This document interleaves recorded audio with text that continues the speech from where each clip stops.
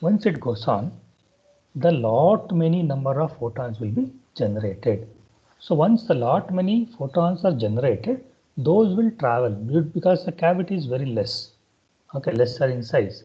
So all will try to go in a one direction. Once it is going in the same direction, it will hit the mirror. Once it hits the mirror, it will come back, the reflected back to the back mirror. Front mirror, it will come back to the back mirror. Once it is coming back to the back mirror, what exactly happens? See here, the mirror is not used only for amplification. Okay, so only for not only used for reflection. So see, why we want to get the reflection? Because once it reflected now, so once, see, let's consider there are 10 photons which are coming from back end to front end. So those are coming to back end to front. Once they come, okay, if they reflected back, so 10 photons will be going in reverse direction. Once the 10 photons are going in reverse direction, they will be hitting the another atoms, another 10 atoms. So now another 10 atoms, if they hit, 10 will release another 10. So that means what, 20 atoms will reach at the back end. Once the 20 photons are reaching the back end, so they will be reflected back to the front. So from the back mirror, once they reflected back to the, once they reflected back, no, what happens? Once they're traveling here, okay, from the back to the front, so those 20 will hit the another 20 atoms. So 20 will become 40. So once the 40 it has come, so once the 40 it has come, 40 will become 80. So this particular to and fro motion of photons can be achieved only by reflection in the Fabry-Perret laser. Okay, so once, that is why we are going to use the mirrors. So once this particular process is completed, once this particular process is completed, so we can say that, okay, so lot many photons are generated and they are moving in a high intensity.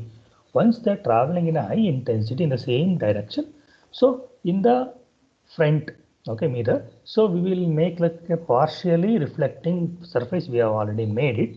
So in one part, we are going to take out the generated high intensity beam. So once we take out that particular generated high intensity beam, we call that particular beam as the Fabry-Perret laser. That particular beam as a laser beam. So here Fabry-Perret is a laser action where exactly the lasing is being generated. So it is one of the cavity. Okay, so last class we have studied all these things. So in that particular thing, Fabry-Perret, so we have seen that here you can see that the diagram. So as I told you, in the front mirror, we have seen that semi-reflecting phase. In the back, it is the completely reflecting layer or mirror, we can say. So here in that particular, say, inside the cavity will be there. So in the cavity, we say that active layer, where active layer is the region where the generation of photon is going to happen. Okay, so here cavity ends, we say that what do you call for that, front and back. Okay, cavity ends are there. So once the cavity is ending, you can say that in the back side it is a reflecting layer, is that is mirror, we can say. But in the front end, what happens? The surface is made like a semi-reflecting surface, so that one part we can take it out as the output. So above and below the active layer, there are two optical confinement layers which are present. So lateral, transverse and longitudinal way. After that, we understood that last class, a distributed feedback laser. When we are talking about a distributed feedback laser, so how exactly it works? That is the question. How exactly it will work? So here there are no mirrors, there are no reflecting surfaces. So now we can the question arises, when there is no reflecting surfaces, then how it is going to happen? So it is very simple. The active layer is made in such a way that there is a variations in the refractive index. If there is a variations in the refractive index, the partial reflection is keep on happening. Okay, the partial reflection is keep on happening. Once the partial reflection is keep on happening, so always, okay, once partial reflection, some amount of generation of the photons is happening. So another time partial reflection, some more photons will be released. So like that, by due to the process of partial reflections only, we are going to get the more number of photons. So once we get the more number of photons, okay, so we can take that particular thing as the output, and that particular thing is called as what? Laser beam. Okay, so this is also one way. So without using mirrors also, we can able to achieve the photon generation and laser beam. So in DFB laser, the lasing action is obtained by periodic variations of the refractive index. So periodic variations means what? It is not continuously varying, it is periodically varying. That means what? So at some amount of distance. So let us consider a point for every 0.2 micrometer, for every 0.3 micrometer. So if you are varying the refractive index or that particular localized position, okay, localized positions, then we can achieve this particular phenomena, that I can say.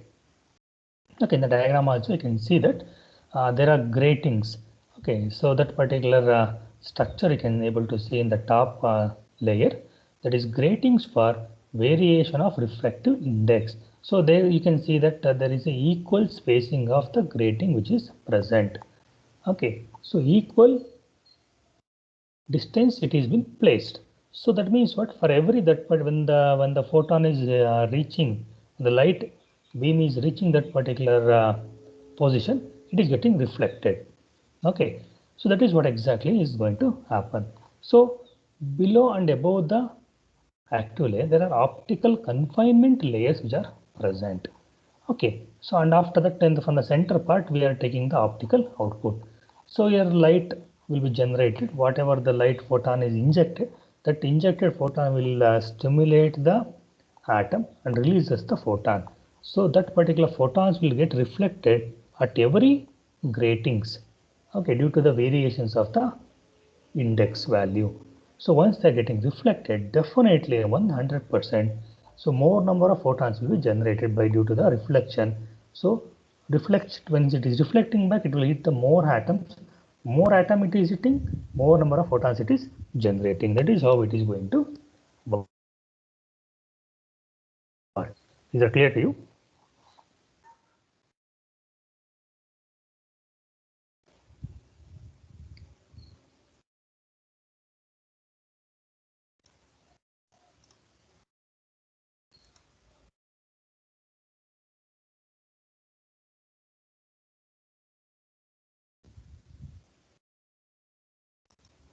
Is it clear? Please, if you're not taken the diagram, please take the diagram for 2 minutes.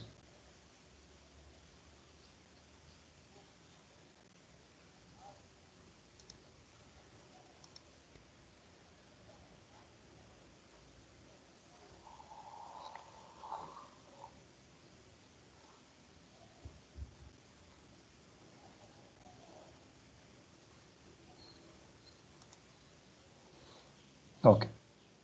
So now advantages and disadvantages of laser diode. So this is a very important thing. So when we are comparing with the when we are talking about the advantages and disadvantages, we are talking with respect to the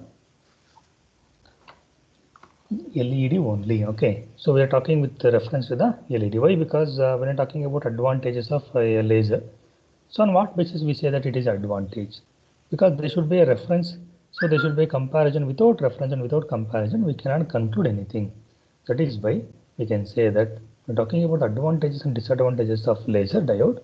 So it is comparing with the LED only. Okay, what are the advantages of laser diode when we're talking about? So advantages is what? A simple economic design. So maybe some of the lasers are having high rate, but designing is very simple. And one more thing is what? High optical power.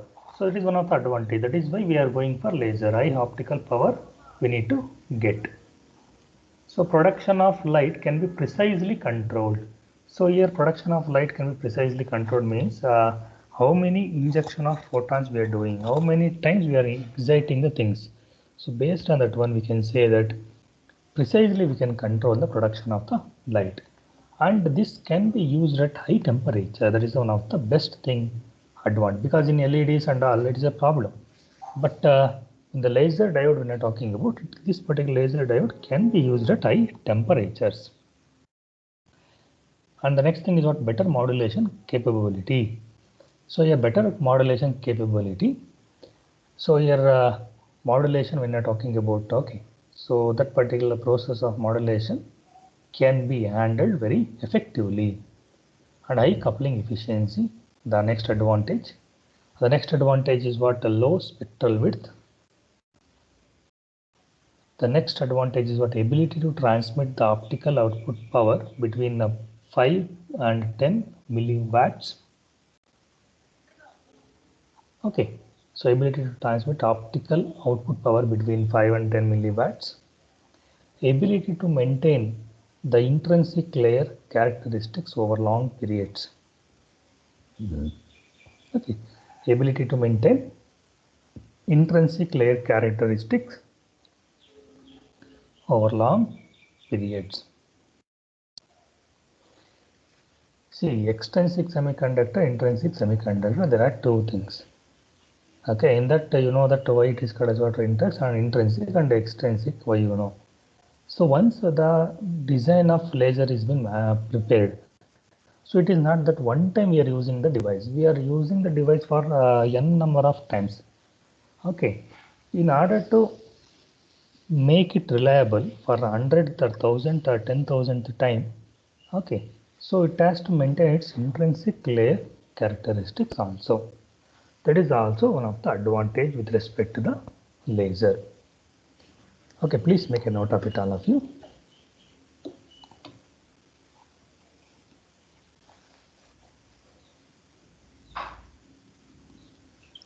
Please make a note of it. Simple economic design, high optical power, production of light can be precisely controlled and can be used at high temperatures, better modulation capability, high coupling efficiency, low spectral width, ability to transform optical output power between 5 and 10 milliwatts, and ability to maintain the intrinsic layer characteristics over long periods.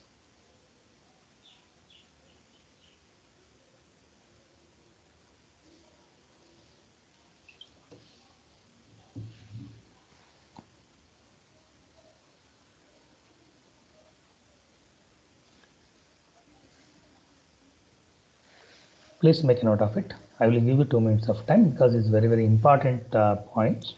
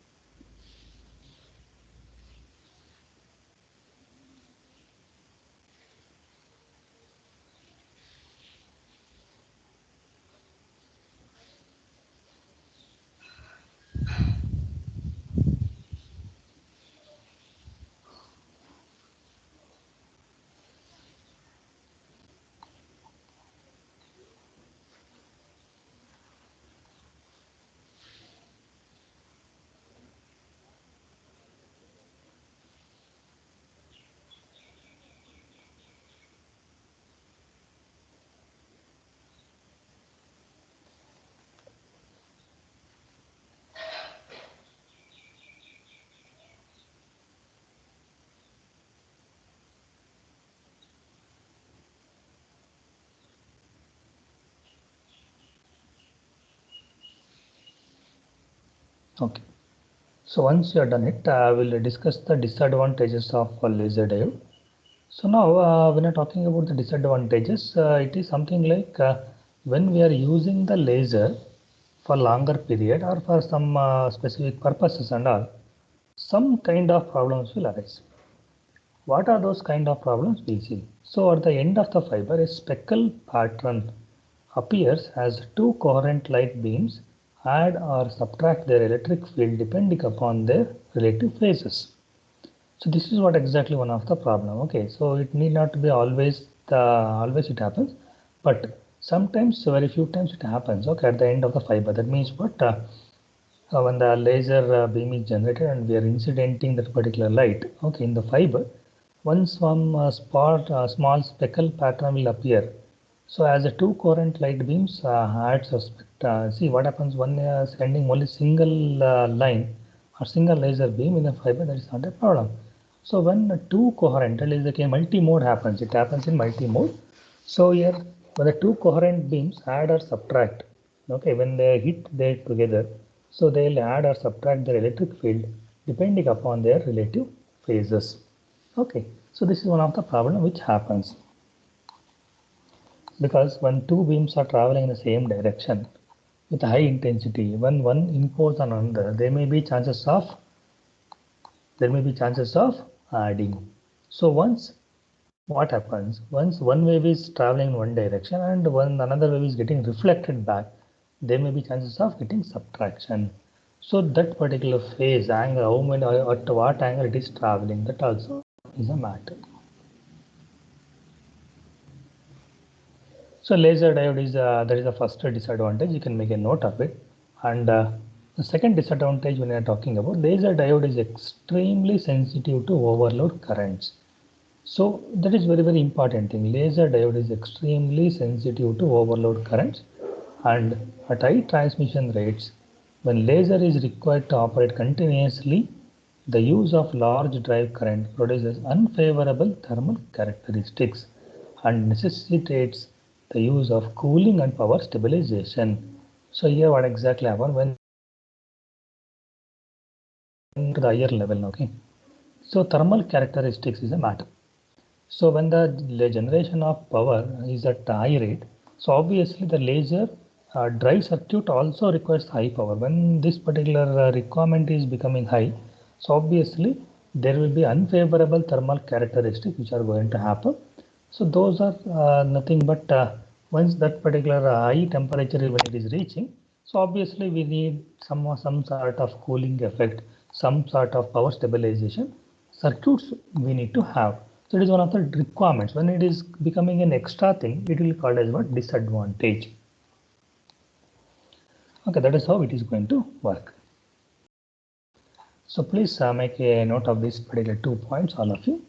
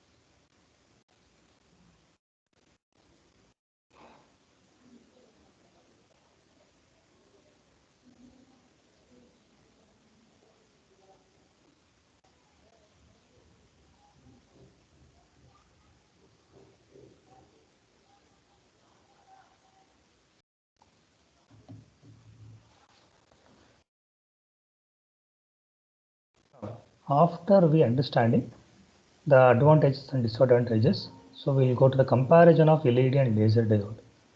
So with respect to some of the important parameters, okay, technical parameters we are going to discuss. So in the technical parameters, when we are talking about the principle of operation.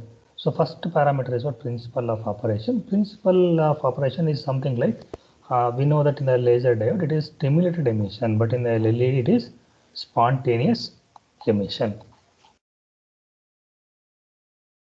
So it is a principle of operation, but that this particular first difference all of you very much. So when the output beam, what do you call for that? The shape, size, and the properties of the output beam, how it will be. In LED it will be non-coherent, and in laser diode it will be coherent beam. So this is also one of the important thing you people are very much knowing. Okay. So second thing is what? Output beam, it is non-coherent, and in LED, sorry, in the laser diode it is coherent. So in the third thing is what? Spectral width. So in the spectral width, in the LED it is a broad spectrum, and in the laser diode it is narrow spectrum. So here a spectral width when I am talking about, that means what? How much the wave will get dispersed. So how much area when the generation of how much it will get spreaded. That is called spectral width. So when you're talking about since the monochromatic or coherent beam is not generated by LED, so the broad spectrum will be seen in the LED, that is 20 nanometer to 100 nanometer.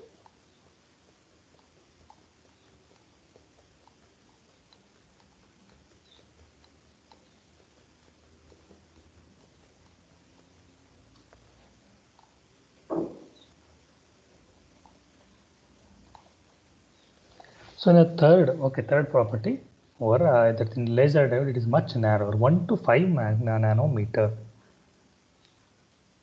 The data rate obviously, since it is a non-coherent, it is very low in LED, and it is high in laser diode. So transmission distance. So transmission distance in LED it is very less or smaller. So in the laser diode it is greater.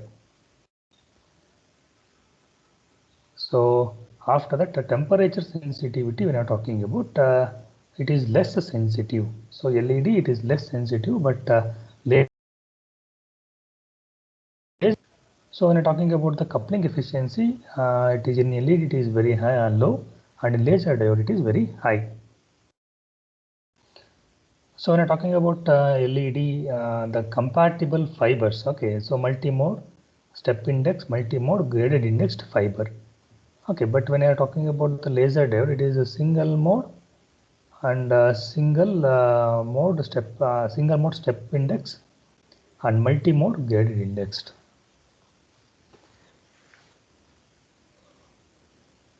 So in the graded index, what exactly happens? The wave will not go in the axis, it will rotate. So we can use the laser light for rotation operation, and you can get it properly done. But in the normal multimode, what happens? Normal multimode step index, what happens in the laser? There may be collision, and adding and subtracting of waves is going to happen. The circuit complexity. So designing of circuit complexity in LED, it is very simple and very complex. So in the lifetime when you're talking about, so it is something like once the wave is generated, it is at 10 to the power of 5 hours it is going to be present. So in the laser diode it is 10 to the power of 4 hours. So within that time transmission and reception has to be made. So in the parameter, okay, in the cost, when you're talking about in the cost wise, so the LED is having some of less features, so it is going to be low, and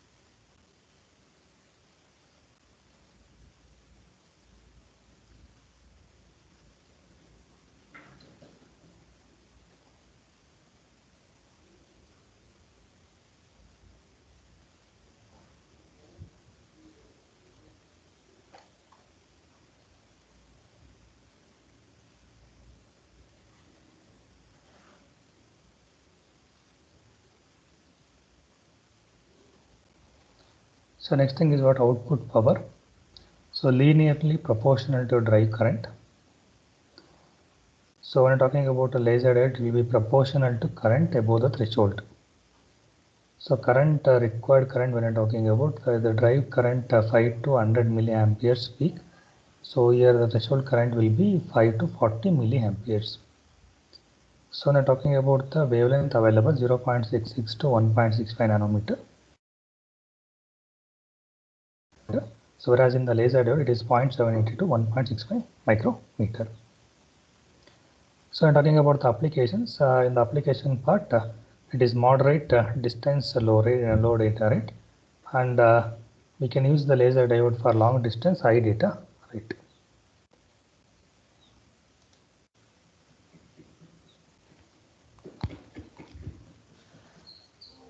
So that's all about your laser and LED comparison.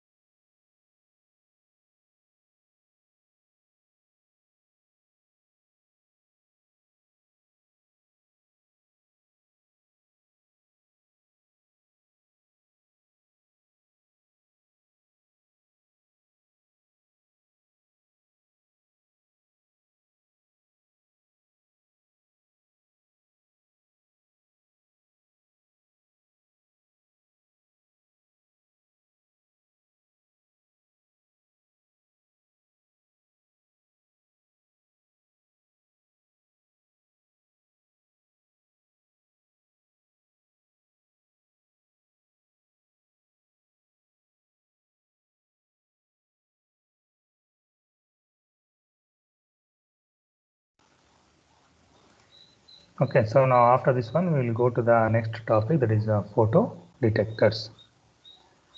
So now here in the photo detectors, what exactly happens is very simple. In the photo detector, photo means what? The light.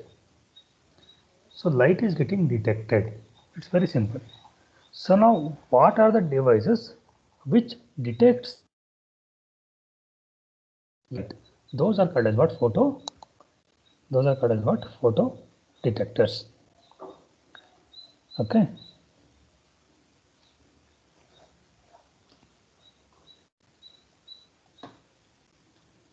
So in that we can say that in optical fiber communication system, it is required to convert the optical signal at the receiver back at the optical the receiver back into the electrical signal. So now here the light has to be detected. Once it is detected, what exactly we do? We have to convert back the optical signal into electrical signal, because all our devices are working with electricity. So when all devices are working in electricity, so what exactly happens? We cannot use the optical signal everywhere. So every device is made up of electronics. So obviously we need to use the electronic signal only, electrical signal only. Current and voltage signal only we can use. So once we know that we have to use only this one, so we have to stick on. So only for communication purpose we have used the optical cable and we communicated. Once the communication is being done, what exactly the next step? What is the next step? Next step is very simple. We need to convert the optical signal into electrical signal. Okay, that is what exactly is going to happen.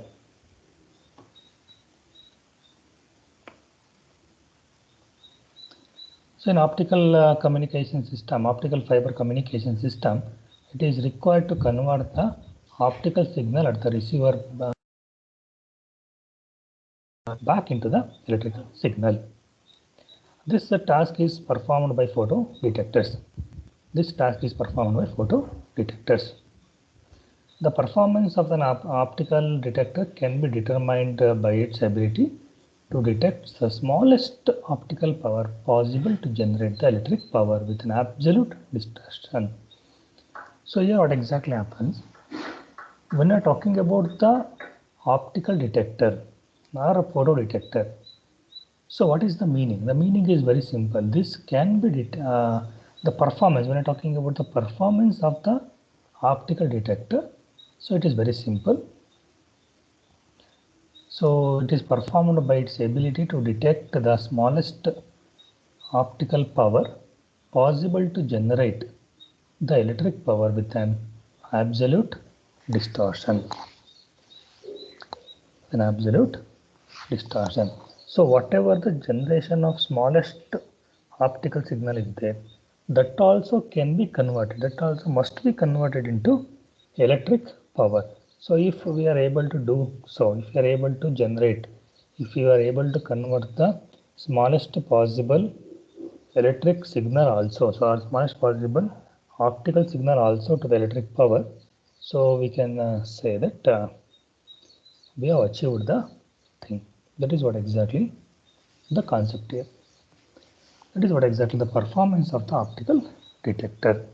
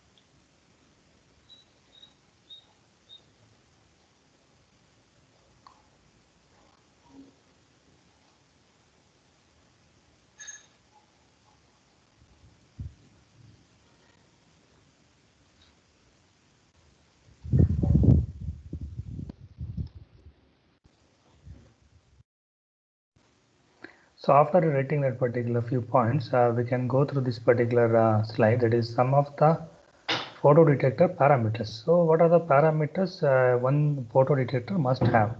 That is, the first thing is what responsivity. So what is this particular parameter, responsivity? So it is the ratio of electrical power to the detector output optical power.